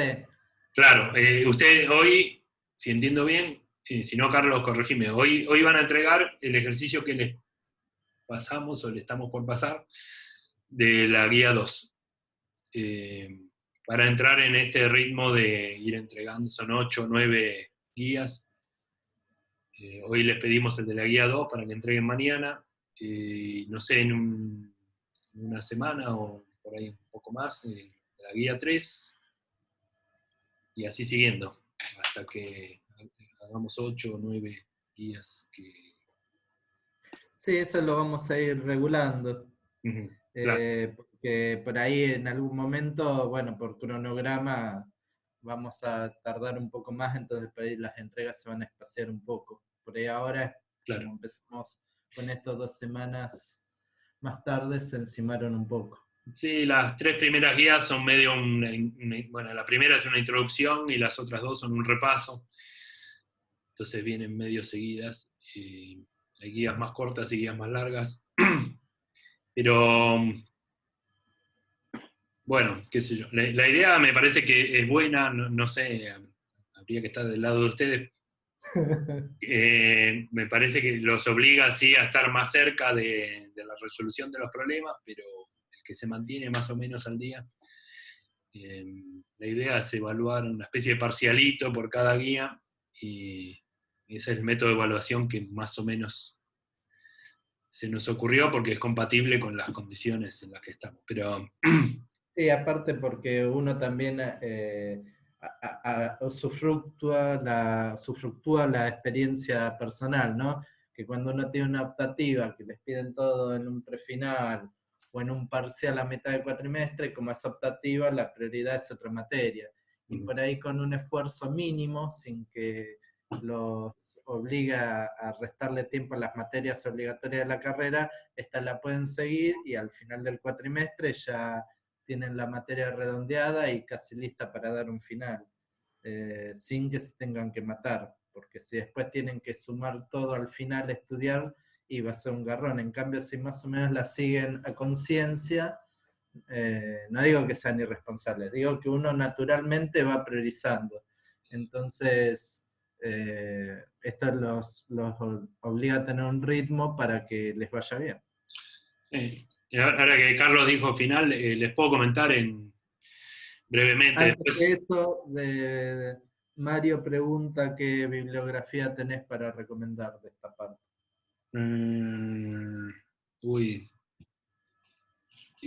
Todo esto está tendría que consultar, no me acuerdo, se los debo.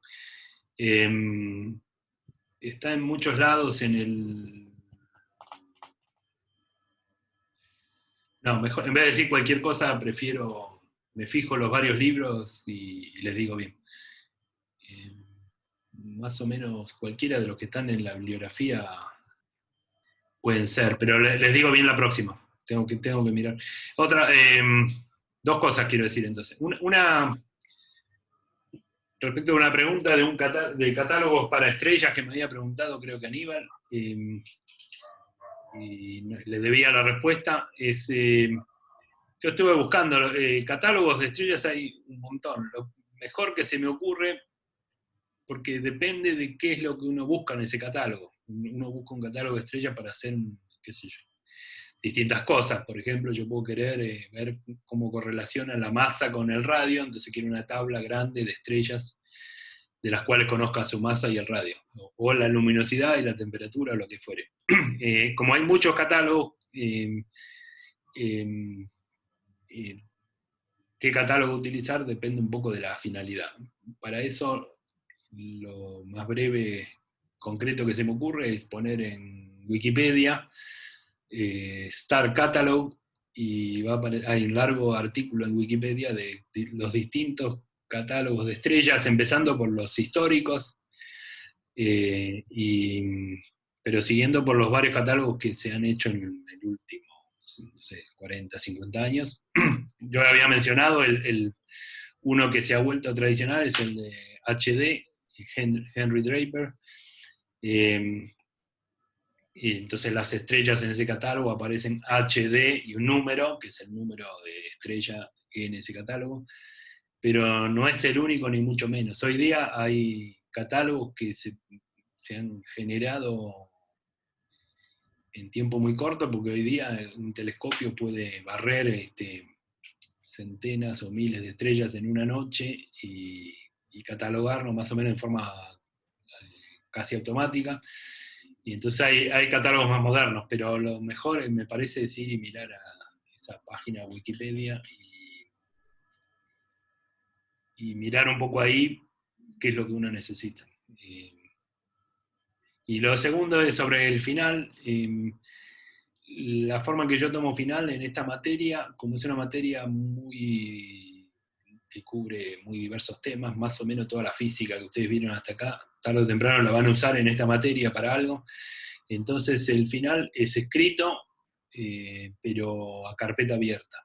Entonces les cuento esto ahora, se los voy a contar sobre el final de nuevo, pero porque lo que yo sugiero es tener una carpeta más o menos completa, que será, bueno, los apuntes que yo voy subiendo, más los comentarios en el margen que ustedes quieran hacer. Con una carpeta más o menos completa, pero completada, digamos, a conciencia. Yo lo único que quiero evaluar si ustedes siguieron a la materia y los temas están no solo en la carpeta esa, sino de alguna manera en la cabeza de ustedes. Por decir, una carpeta que les pase un compañero la noche anterior al final, no les va a servir de mucho porque no van a encontrar lo que necesitan en el momento en que se los pregunte, pero si la carpeta la van completando ustedes sobre la marcha, con eso basta para para prepararse para el final. Uno se toma una semana o algo así para leerlo de vuelta, y el final es solo teórico, me preguntan. No, nos faltan 10 años para el final, estoy leyendo un chat. El final es sobre los temas que yo voy dando en la profundidad que yo lo doy. Poco más o poco menos. Lo que sugiero es, a la hora de hacer un repaso a conciencia, es seguir esa carpeta con los comentarios que le hayan hecho ustedes sobre la marcha, más la lectura de alguno de los libros según el capítulo en cuestión. ¿Algún problema conceptual vas a tomar o Lo que yo suelo hacer son preguntas más bien conceptuales. Por ahí hay que hacer algún cálculo breve para responder lo que pregunto, pero la idea no es repetir lo que le estamos pidiendo para los trabajos prácticos. No le voy a pedir un ejercicio de la guía, le voy a pedir preguntas conceptuales. Y el final es más breve que el parcial, iba a decir, no hay parcial, pero y los ejercicios que les pedimos entregar tienen un desarrollo más matemático, más detallado, y mientras que el final son preguntas más breves de contestar, más conceptuales, sobre todos los temas que estoy dando. Nada, quería decir eso porque por ahí tiene sentido que ustedes, habiendo apuntes ya hechos, nada, que ustedes hagan un comentario, no sé si lo hacen o no, anoten comentarios de lo que digo en el momento. Por supuesto también están las grabaciones en video, pero bueno, eso, tanto el apunte escrito como la grabación en video, en algún momento tienen que entrar en la cabeza de ustedes. No hace falta, como el examen es esa carpeta abierta, no hace falta, no es una evaluación de memoria, de capacidad de memoria, pero sí los conceptos tienen que haber pasado por ustedes de alguna manera. Eso. lo que seguro no va a pasar es que les vas a poner en el aula un telescopio y que digan cómo usarlo? Sí, no, tampoco yo soy físico como todos ustedes, ¿no? Por eso. No sé si yo sabría usarlo. La idea es que se entienda más que nada la física de los temas que plantea Daniel. A eso iba la Sí, ironía. esa materia de astronomía, astrofísica para físicos, usamos técnicas que ustedes aprendieron en la carrera para describir fenómenos astronómicos. Eso es el camino que estamos empezando a recorrer.